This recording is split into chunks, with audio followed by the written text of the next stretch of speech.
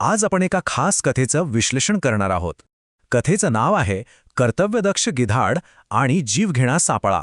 आता हे नाव ऐकून थोडं नाट्यमय वाटत असलं तर यामागे खूप मोठा बोध दडलेला आहे. चला तो शोधून काढूया. तर ही गोष्ट आहे एका बौद्ध भिक्षूची. त्याच्यावर खूप टीका होत होती. पण गंमत म्हणजे ही टीका काही चुकीच्या कामासाठी नव्हती, तर एका अगदी साध्या सरळ गोष्टीसाठी होती. आणि ते काम होतं आपल्या आई-वडिलांचा सांभाळ करणं. आता हे ऐकायलाच किती विचित्र वाटतंय नाही का, की कोणी आपल्या आईवडिलांची सेवा करतंय आणि लोक त्यावर टीका करत आहेत. हीच गोष्ट जेव्हा बुद्धांपर्यंत पोहोचली तेव्हा त्यांनी काय केलं ते पाहूया. बुद्धांनी त्या भिक्षूला थेट काहीच उपदेश केला नाही.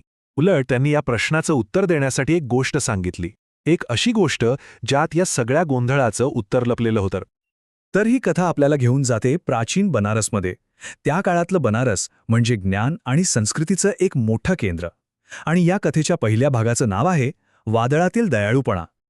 या कथेचे मुख्य पात्र आहेत बोधिसत्व, म्हणजेच स्वतः गौतम बुद्ध, त्यांच्या एका पूर्वीच्या जन्मात. आणि या जन्मात ते होते एक तरुण गिधाड. पण नुसतंच गिधाड नाही, तर आपल्या म्हाताऱ्या आईवडिलांची खूप प्रेमाने काळजी घेणारं एक कर्तव्यदक्ष गिधाड. आणि मग एके दिवशी एक भयंकर वादळ आलं. इतकं मोठं की सगळं आकाश काळंकुट्ट झालं. वारा सुसाट सुटला होता, पाऊस धोधो कोसळत होता. अशा परिस्थितीत बिचाऱ्या गिधाडांना उडणंच शक्य नव्हतं.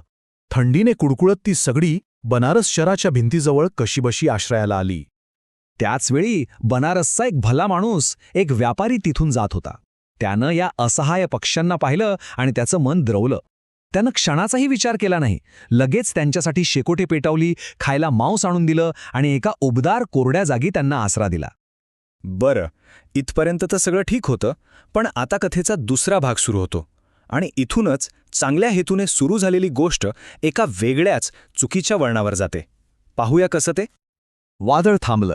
गिधाडांना जणू काही नवं आयुष्य मिळालं होतं आणि त्यांच्या मनात एकच विचार घोळत होता, त्या व्यापाऱ्याचे उपकार कसे फेडायचे. कारण उपकाराची परतफेड ही झालीच पाहिजे. मग त्यांनी एक योजना आखली. आता ही योजना जरा विचित्रच होती. पहिलं म्हणजे शहरात लोकांचं लक्ष नाहीये हे बघून त्यांचे कपडे दागिने कुठे आहेत ते पाहायचं.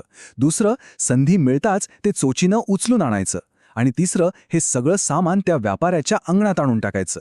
म्हणजे बघा, हेतू चांगला होता, पण या नादात ते नकळतपणे अख्ख्या शहराचे चोर बनले होते. आणि मग काय, शहरात एकच हाहाकार उडाला. लोक राजाकडे तक्रारी घेऊन धावले. महाराज, गिधाडा आमच्या मौल्यवान वस्तू चोरून नेत आहेत. राजाही संतापला. त्यानं सरळ हुकूम सोडला, काहीही करा, पण मला एक गिधाड जिवंत पकडून आणा. आणि याच क्षणी कथेचा खरा वैचारिक भाग सुरू होतो, जिथं एक गिधाड आणि एक राजा समोरासमोर येतात.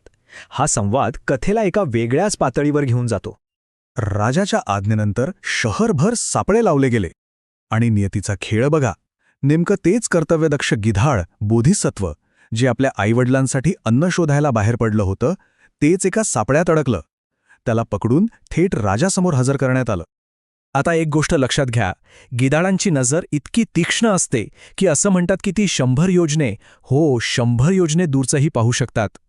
ह्याच गोष्टीवरून राजाने एक असा मार्मिक प्रश्न विचारला की गिधाडही क्षणभर विचारात पडलं. राजानं थोडं उपहासानंच विचारलं, अरे पक्षा, तुझी तर ख्याती आहे की तू 100 योजने दूरचं पाहतोस.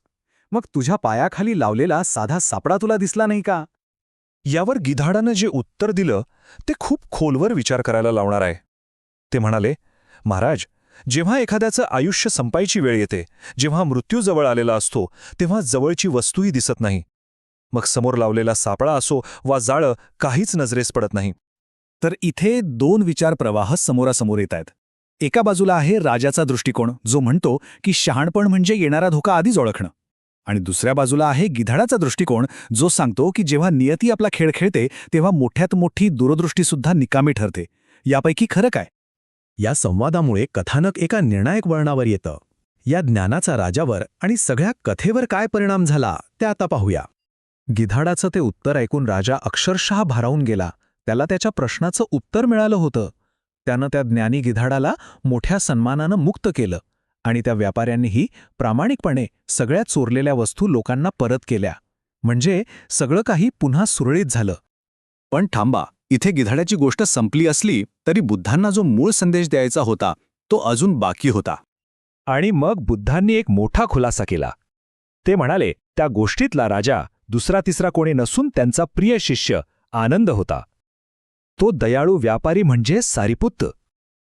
आणि ते कर्तव्यदक्ष गिधाड जे आपल्या आईवडिलांची सेवा करत होतं ते म्हणजे स्वतः बुद्ध, त्यांच्या एका पूर्वजन्मातले रूप होते. हे सगळं सांगून झाल्यावर बुद्ध त्या भिक्षूकडे वळले ज्याच्यावर टीका होत होती, आणि त्यांनी स्मितहास्य करत सांगितलं की आपल्या आईवडिलांची सेवा करणं, त्यांची काळजी घेणं हे जगातल्या सगळ्यात उदात्त आणि पुण्यवान कामांपैकी एक आहे. त्यांनी त्या भिक्षूच्या कामाचं कौतुक केलं. तर ही कथा आपल्याला एका मोठ्या प्रश्नावर विचार करायला लावते. खरं शहाणपण कशात आहे? भविष्यातला प्रत्येक सापळा ओळखून चालण्यात की आपलं कर्तव्य करत आपला मार्ग स्वीकारण्यात? यावर नक्की विचार करा.